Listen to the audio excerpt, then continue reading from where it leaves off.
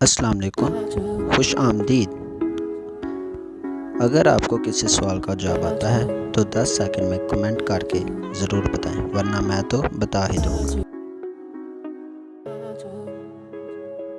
سوال: قرآن مجید میں کتنے پیغمبروں کا نام آیا ہے؟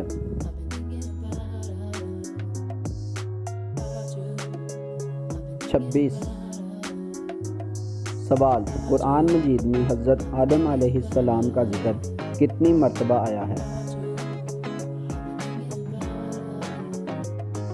25 مرتبہ۔ سوال: قرآن مجید میں حضرت نوح علیہ السلام کا نام کتنی مرتبہ آیا ہے؟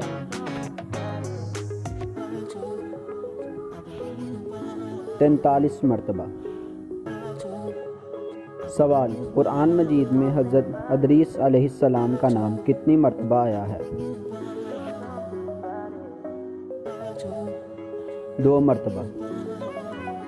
سوال: قرآن مجید میں حضرت ہود علیہ السلام کا نام کتنی مرتبہ آیا ہے؟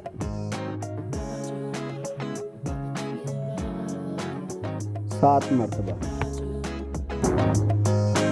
اگر آپ کو ہماری یہ ویڈیو پسند آئی ہے تو اسے لائک اور شیئر ضرور کریں۔ اللہ حافظ۔